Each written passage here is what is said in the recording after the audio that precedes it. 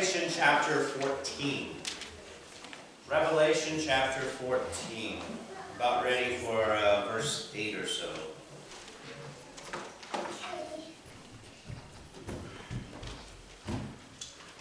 And here we're seeing a conflict between what two parties?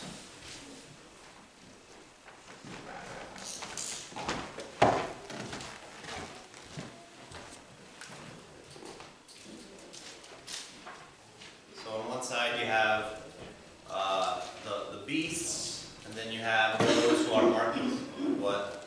The cross of Christ. Yeah, so you have on one side those who are marked by the beast, right? 666. And what does 666 probably refer to? Emperor Nero. Yeah, Emperor Nero, right? It's the Simeon. Go downstairs.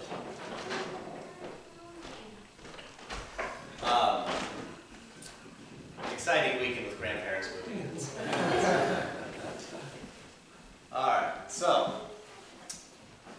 yeah, it probably refers to Emperor Nero. We're talking in time about the Roman government and those who are marked by those who follow Rome, right?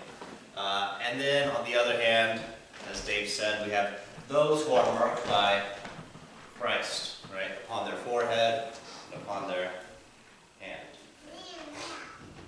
And where do we actually receive the physical mark of Christ? Baptism. Yeah. Such a neat thing. So you have this distinction, you have these two groups, right? And what's going to happen? What's this group going to do to that group?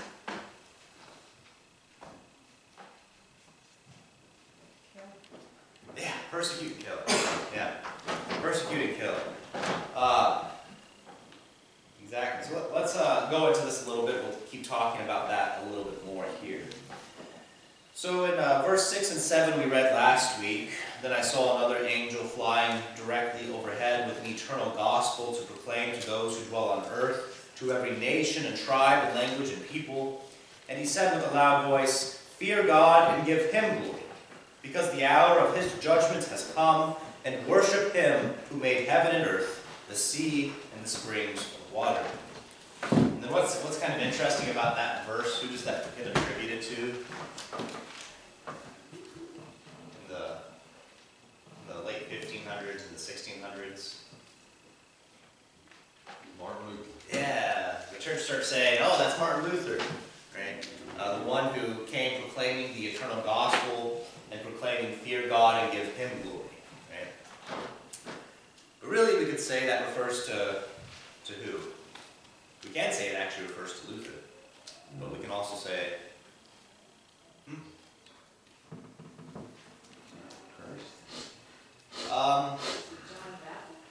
John the Baptist. I mean, it could. Anyone who's proclaiming the gospel, right? In a general sense, this really is attributed to anybody who's proclaiming the gospel, who is proclaiming the eternal gospel to every tribe and language and people, who is shouting out with a loud voice, "Fear God and give him glory," right? Because the hour of his judgment has come. Worship him who made heaven and earth, the sea, the springs of water. Right? Okay. Now we have a second angel. Can someone read just verse 8? Another angel, a second, followed, saying, "Fallen, fallen is Babylon the Great, she who made all nations drink the wine of the passion of her sexual immorality." Right. Fallen, fallen is Babylon the Great. What is Babylon the Great?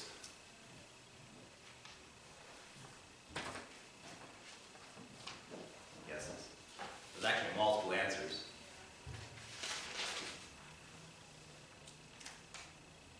False church, man, thought it was Rome. Rome. There we go. Yeah, so remember we have the mark of the beast, 666, those who are following, thinking about Emperor Nero, who would have been emperor during the time of this writing, right? And so we can also just talk about Rome as being Babylon the Great, right? babble mean? Talking. No, it doesn't mean talking. We associate it with that because, of course, we have the Tower of Babel, but Babel is actually named after what it means. Does anyone know what Babel means, though? So what happened at Babel? It's not just that they were talking in different language, but God did what to the language? Confused. Confused. That's what Babel means. Confusion. Right? So that's why we have Babel. He confused the languages, right? Babylon the Great is the place of Confusion. confusion.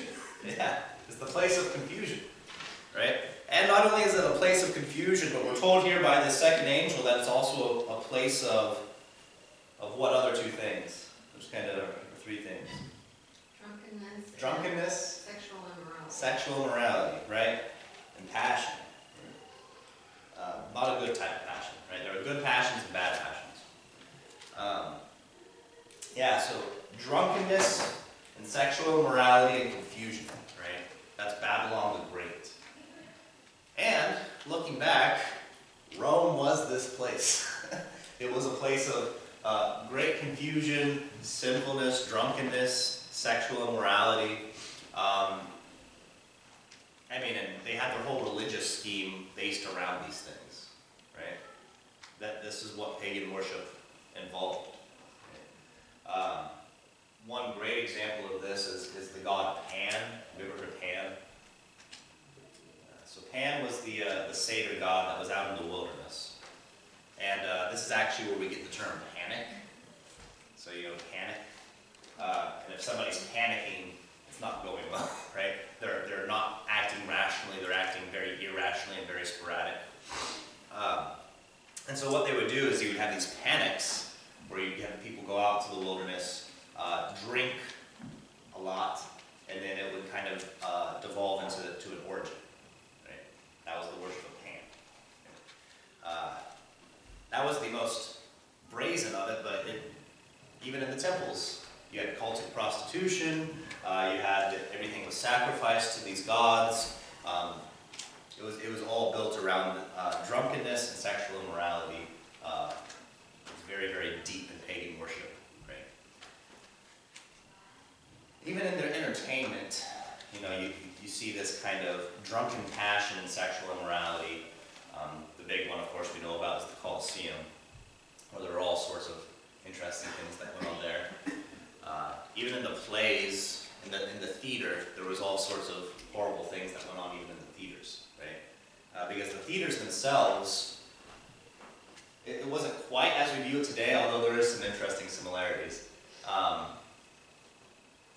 They were actually forms of worship, right? So these plays were actually forms of worship.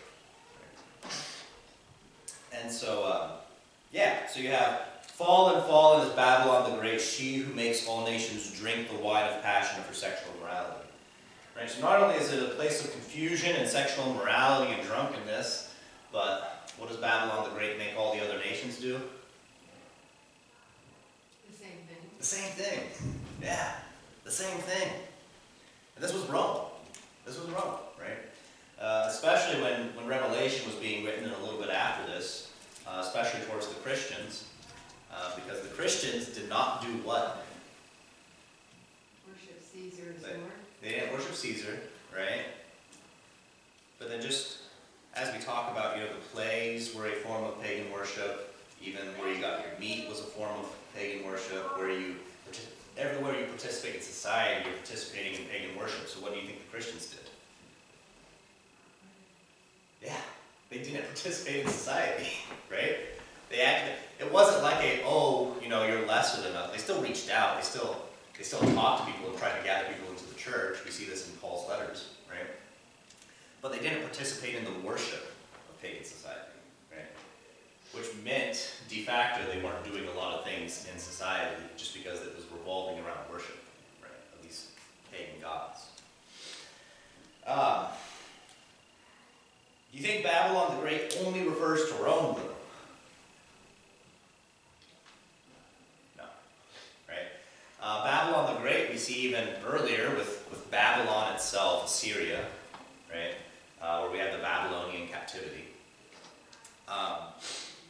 We can see it even earlier with Babel, right? Even there we see a place where they were leaving God and going after these other things, and God crushed them. We can see it even today.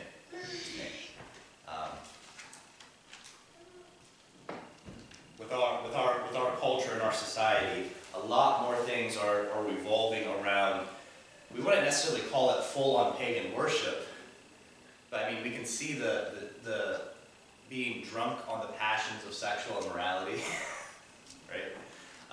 And the culture forcing others to participate in these things. Right? It's not hard to see. As where I was saying that there's actually a lot of similarities between, you know, movies and play acting today and play acting then. You're actually participating in what is going on in that film, right? And while there are still some films that are done from a more Christian perspective and a better thing, more and more films today, and more TV shows especially, are almost draw you into participating in these horrible things, right? Well, even like, you know, Hallmark was Yeah. not a lot of men like it, you know, but now they have gay couples, you know, they get married, they fall in love, you know, the whole story's about it. Yeah. Which is kind of new, you know, at least to that channel. It's not new to TV, Yeah. you know. Yep, it's doing it more than that. I mean, it's just assumed. Like, I really firmly believe that the acceptance of living together before marriage is like, it has to be like 80% due to the way television portrays that. Because it just portrays it as accepted, right? And if you spend several hours a week, if not per day, imbibing these things and just teaching yourself over and over again, oh, you know, marriage doesn't really matter, well then of course marriage is not going to really matter, right? But there's a way to where what we're viewing, we actually do participate in it, right? It leads us through this is actually the Greek term, catharsis, right? Which is you experience it, and so you actually feel what you're seeing, felt, right? And so the idea of catharsis was you were experiencing exactly what you were taking in, right? We get that today. It's but anyways, what's kind of interesting about what the second angel is proclaiming, though? So this great Babylon, who is making other nations do what she is doing, which are these horrible things. What does this angel have to say about that? It's fallen. It's fallen. That's kind of neat, right? Right here we have in this conflict, who won? Yeah, Christ. He won and is winning, right? Remember all the way back, the very first sign that was given after the 7 letters. We have the white horse coming in, and on him was a figure who had conquered and is conquering, right? And that is Christ. And we're actually going to see that figure come back here in a couple chapters. But yeah, so another thing to remember throughout all of the horribleness of what Babylon is doing, it's losing. It's lost, actually. Right? Questions or comments on any of that?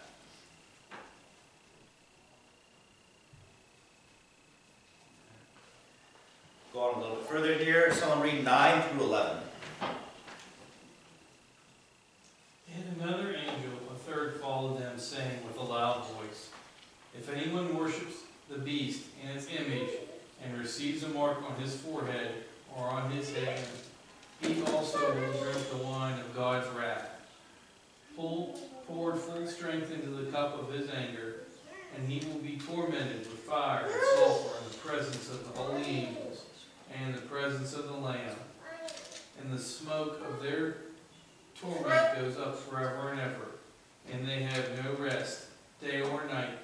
These worshippers of the beast and its image, and whoever receives the mark of its name. Right. And again, what's it mean to receive the mark of the beast's name?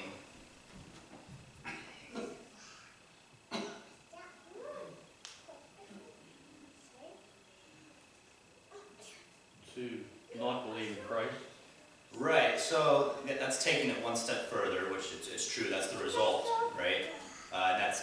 it starts, but it specifically to receive the mark of the beast means who are you following? You're following the beast, right?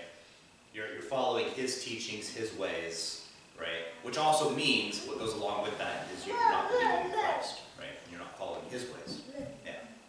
So yeah, we just want to be explicit on what the mark actually means, right? Because the mark of the Christian means what? Yes, you believe, but specifically also what? But you follow him. That you're following his ways, that you're following his word, right? So yeah, so you have the mark meaning who do you follow, right? In the Old Testament, we're marked. God talks about the people of Israel being marked on the heart, frontlets between the eyes, on their right hand, with the law of God, right? That is, all they feel, all they think and see, and all they do is through the lens of God's holy law, right? Through his ways. Yeah. Okay. So, the ones who are receiving the mark of the beast, what are they going to experience? What are they going to be forced to drink? Sulfur, but they're going to be in hell. Yeah, but they're going to drink the wrath of God. Right? That's really the thing. They're going to drink the wrath of God. Who all deserves the wrath of God? Everyone. Everyone, right? Why are we not drinking the wrath of God? Because of what Christ did for us. Yeah. And what did he do? Died on the cross and rose again. Yeah. And took our place. Yeah, so he drank the cup in our place, right? He had kind of a neat correlation here to the Garden of Gethsemane, right? Lord, take this cup from me. And now we have the cup used as a symbol right here in Revelation, right? The wrath of God. Those who are not marked with Christ are going to drink that cup themselves, right? So you get two images here. One, the horribleness of the wrath of God. It's horrible. And two, the absolute wonder that we don't have to drink it because he drank it for us, right? Which is amazing. All right. So yeah, so they are going up to an eternal torment, and the smoke of their torment goes up forever and ever. You almost here get a counter picture to what? It's the everlasting feast that we get to go to. Yeah, but the smoke of their torment rises up. Does that make you think of anything? Incense. Yeah. It's kind of the opposite of incense, right? The incense of the saints is what? Prayer. Prayer? Right. And who does incense come to symbolize? Holy Spirit. No, Jesus, right? Because where is incense used in the Old Testament? In the temple. Where at in the temple? The Holy Holy. Yeah, it's used in the holy place and the holy of holy place, right? And it rises specifically before the altar, and as it's rising for the altar, what does it do? It covers the altar, right? To aid in that atonement. It literally covers the altar so that God does not view the sins of the people, but instead sees the intercession of the incense. Right? Now in this place, the smoke coming up is coming from them, right? And so it's not that we have an intercessor Christ who is intercessing in our place, but rather they are taking the wrath, and now the smoke is rising up. So you get kind of a counter example there. All right, any questions on 9 through 11?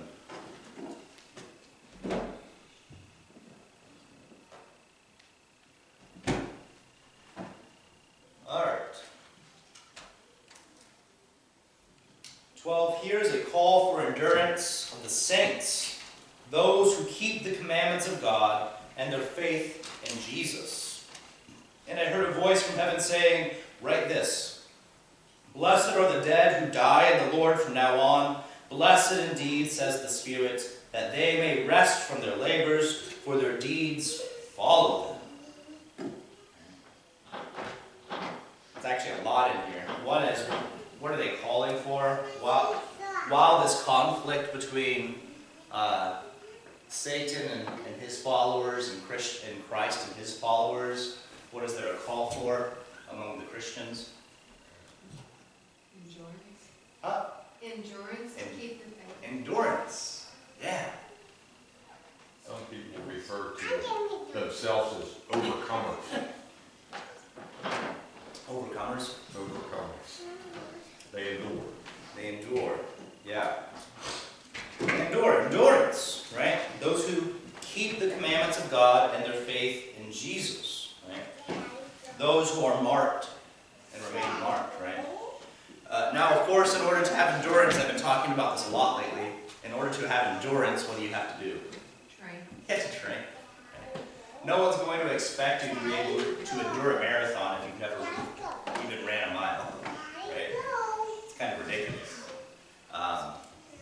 Same here. We're amidst the enemies of God, right? We are in Babylon the Great, which we're going to hear more about here in a second, right? Calls for endurance. Right? Like I said, again, media is a huge example of this. We literally have something that we have 24/7 access to, which is not Christian, right? Not only is it not Christian, it's portraying and lifting up very un-Christian things. Right? We don't even just have access to that on our TVs anymore, but even on our phones, right? Calls for endurance, right? If we're taking in something that's anti-Christian, say an hour a day, but we're only taking in God's word an hour a week, or 5 minutes a day, what's going to win out maybe, right? There's a real danger here, right? And there is a real call to endurance. Now, thanks be to God again, we are not drinking the cup of wrath, because why? Because Christ has already drank it, right? So it's not like we have to wrestle our way out of drinking the cup of wrath. No, that's given to us. But now there's endurance. Now there's the race to run, right? Now that we have been given this new life. It's almost like, which marathon are we training for? Which marathon are we training for, right? Whose team are we on? Yeah. Yeah. Any questions on that? Comments on that? Now again, and this is something just as the way cultures go. America, I don't think you could always identify in its history with Babylon the Great, right? I think more and more in the last 50, 60 years, really, especially the last 20 or so years, you could identify it more and more with Babylon the Great, right? So, 50, 60, 70, 80 years ago, the amount of training you had to do in the U.S. was actually less, right? Because you weren't being onslaughted, right? Another comparison, besides for a race that's given, what other comparison does Paul give, an athletic comparison? Boxing match. Boxing Yeah, match, fight right? a good fight. Yeah, right, boxing match. I do not box as one beating the air, right? Fight the good fight, right? If your enemy is very weak and puny, you don't need to train that much. Our enemy now has become very massive, right? And all-encompassing. Okay? And but again, the thing to remember throughout all this is Christ is victorious, right? And that's why we lean on Him. And that's why that's even where our training is at, is in the victory of Christ, in His Word. Okay. Any more questions or comments on that? Oh, also, one more thing in 13 there, at the end of 13. Blessed indeed, says the Spirit, that they may do what? Rest from their labors, right? When you're feeling very worn out and like, oh man, this is just, it's hard to get through this world with all the ones marked with the beast, all around us, we're looking forward to a rest, an eternal rest, right? An eternal victory feast even, as we'll get into here in a second. Right? And we're resting from our labors, one, because we are actually doing labors. If you're feeling tired from being like a Christian, yeah, that's probably right, right? This is where the prosperity gospel especially just kind of makes me chuckle. Right? You're not going to necessarily, and probably not especially now, have an easy life being a Christian. Right? You're going to have a joyful life. You're going to have a lot of joy, because you're going to have a whole fellowship with the body of Christ right here, right? And we look out for each other and trust each other and love each other more than anywhere else in the world, right? But it's not going to be an easy life, right? It is going to be laborious, but those deeds are good. All right, questions or comments before we go on?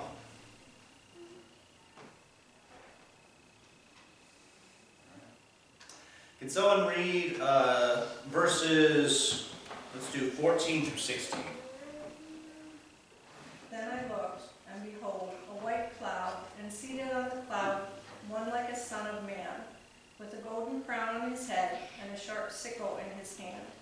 And another angel came out of the temple, calling with a loud voice to him who sat on the cloud, "Put in your sickle and reap, for the hour to reap has come.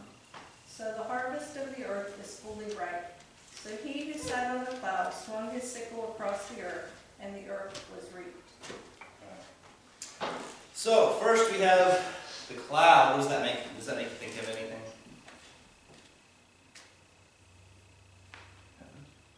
Heaven?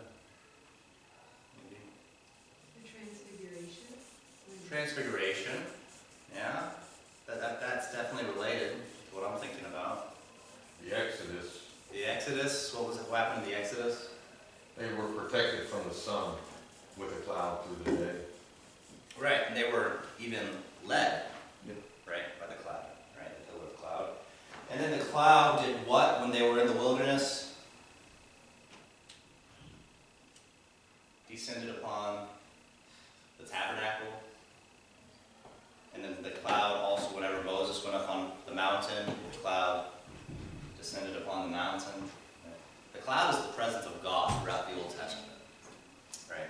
It's the presence of God. It's the cloud. And it even, we saw this earlier in Revelation, we see this in the Old Testament, the cloud also gets symbolized by what? The use of what in the temple? Which we already talked about today. Incense. Incense. Yeah, the cloud is symbolized by incense in the temple. So you have the cloud being the presence of God, right? And so now you have this white cloud coming and seated on the cloud, one like a Son of Man. Where's that reference from? Yeah, Daniel chapter 7, right? And Christ uses this reference himself. He calls him one like a son of man. But this is actually from Daniel originally, right? In Daniel chapter 7, you have Daniel viewing and this is especially related to this. So you have Daniel, and he sees who in his vision? Do you remember? Before he sees the Son of Man. He sees the Ancient of Days. Yeah, he sees the Ancient of Days, and where is the Ancient of Days seated upon? Yeah, the fiery throne, right? He's seated upon the fiery throne. But then what does the Ancient of Days do? Does he exercise his throne, the authority he has from the throne? No. He gets off the throne and he gives the throne to who? The one like a son of man, right? That's what Daniel says. The Ancient of Days hands over his throne to one like a son of man. Okay? And then from there, the Son of Man from the throne does what?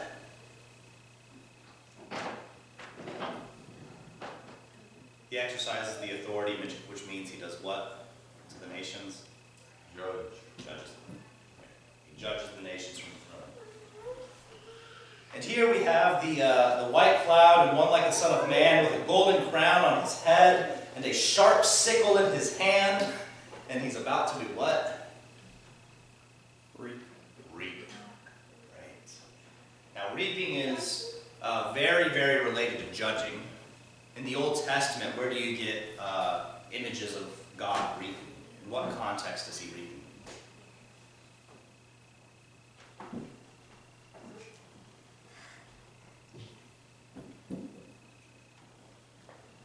So in Isaiah, Jeremiah, and Ezekiel, especially in Isaiah I'm thinking of right now, you have God is planting a what? Vineyard. A vineyard. Yeah. In the Old Testament prophets, God plants a, my marker's running out. God plants a vineyard, right? But then what happens with that vineyard? When the crop comes, in Isaiah is what I'm thinking of, the crop comes and does he find good grapes that he planted? Sour. He finds sour grapes, right? Finds sour grapes. So what does he do with that vineyard? He tears it all up, right? And throws it away. That's the really bad one. That's the one that's very condemning of Israel specifically in their rejection of God. But then you also have other images of God reaping where he plants a field and the field and wheat comes up, but what all else comes up with the wheat? Weeds. Weeds, right? Now does he burn the whole field down because of the weeds? He waits till it ripens and then He waits. separates the wheat from the... Yeah. He waits until harvest, he harvests it all, and then he separates it, right? And this is what we get an image of here, right? He puts his sickle in, he reaps, for the hour to reap has come, for the harvest of earth is fully ripe. Now it's kind of funny. What kind of gardener would just let the weeds keep growing up in the garden? What kind of gardener would that be? A lazy gardener.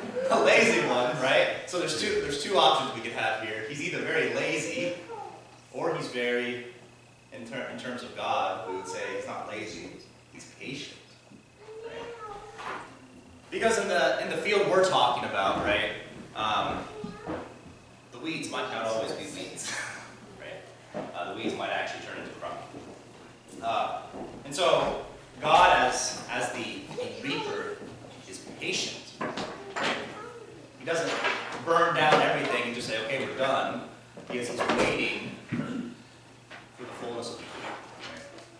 He's patient. And this is what St. Paul talks about over and over again in his letters. Right? He says, just because you're not, he says this specifically to churches that are caught in these unrepentant sins. He says, don't take God's mercy and patience as a blessing of what you're doing, right? He is patient so that you would repent and be saved, right? It's basically what Paul says there, more than once, right? And so too, we see that with when we see God as the farmer, right? As the harvester. But then we go on, so he who sat on the cloud swung his sickle across the earth, and the earth was reaped. And then finish up here with someone read 17 through 20.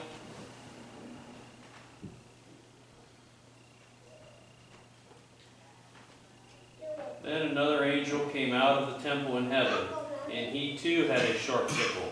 And another angel came out from the altar, the angel who has authority over the fire. And he called with a loud voice to the one who had the sharp sickle, put in your sickle and gather the clusters from the vine of the earth, for its grapes are ripe.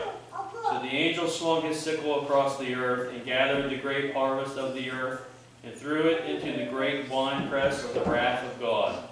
And the winepress was trodden outside the city, and blood flowed from the winepress as high as a horse's bridle for 1,600 stadia. Yes, stadia. Yep.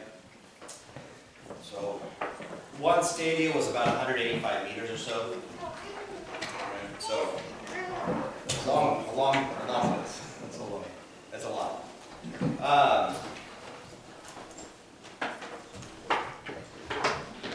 Yeah, that's almost 200 miles, I think.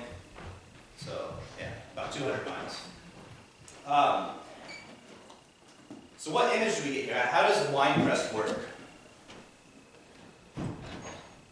How does a manual wine press work, I should say? Squeezes the grapes to get the juice out. Yeah, but what squeezes? And especially here, we actually see this method of wine pressing.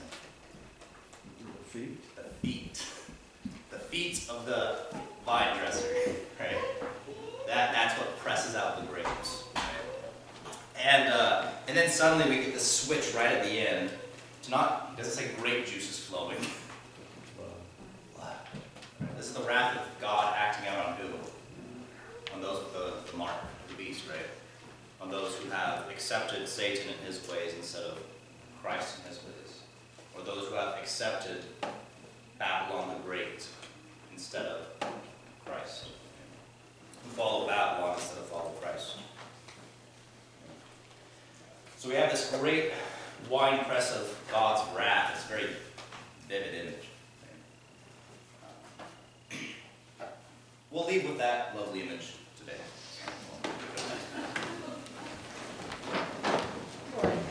Good. Thank you.